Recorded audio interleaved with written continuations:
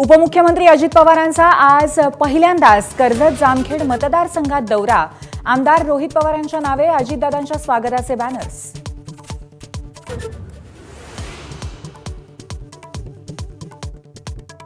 नाशिकचा अनधिकृत दर्गा हटवल्यावर आता सुप्रीम कोर्टाकडून कारवाईला स्थगिती। याचिकेवर उच्च न्यायालयाने तातडीने सुनावणी का घेतली नाही अशी विचारणा। हायकोर्टाकडे मागवला खुलासा।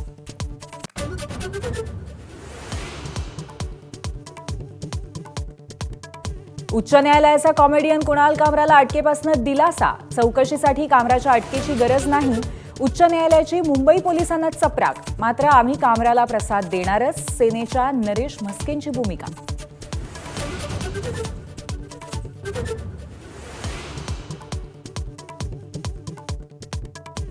यंदापासून राज्यात नवं शैक्षणिक धोरण लागू।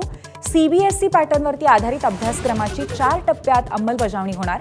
यंदा फक्त पहिलीसाठी नवं शैक्षणिक धोरण।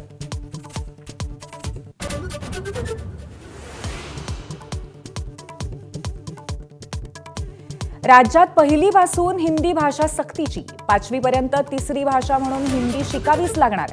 नव्या शैक्षणिक धोरणात शिक्कामोर्तब।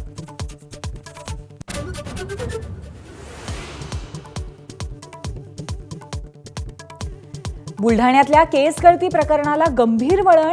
शेगावामध्ये केस गळतीनंतर आता नख गळती होत असल्याचा स्थानिकांचा दावा।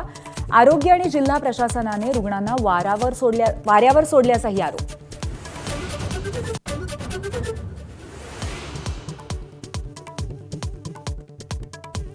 छत्रपती संभाजीनगरच्या घाटीला बनावट औषधी पुरवठा करणाऱ्या तिघांवर गुन्हा दाखल।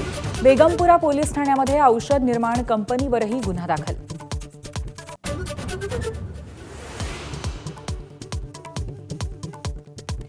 हिंदू धर्माच्या संस्थांवरती मुस्लिमांना स्थान मिळेल का? वक्फ कायद्याच्या सुनावणी दरम्यान सुप्रीम कोर्टाचा सवाल। आज अंतरिम आदेशाचीही शक्यता।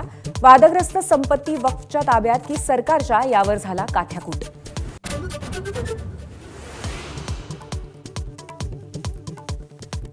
रॉबर्ट वाड्रांच्या अडचणी वाढणार। मनी लॉन्ड्रिंगच्या 3 प्रकरणांमध्ये ईडी आरोपपत्र दाखल करण्याची शक्यता, तर वाड्रांची आजही चौकशी।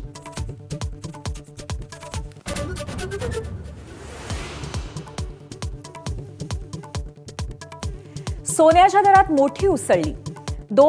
सोनं लाखाच्या उंबरठ्यावरती। प्रतितोळा 98,000च्या दरासह गाठला आजवरचा उच्चांक।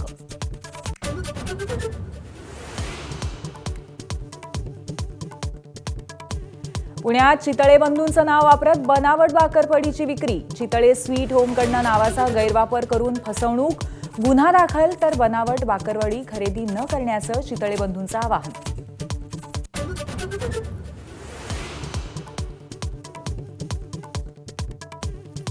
आयपीएलमध्ये दिल्ली कॅपिटल्स आणि राजस्थान रॉयल्स सामन्यामध्ये सुपर ओव्हरचा थरार। अक्षर पटेलच्या दिल्लीने मैदान मारलं।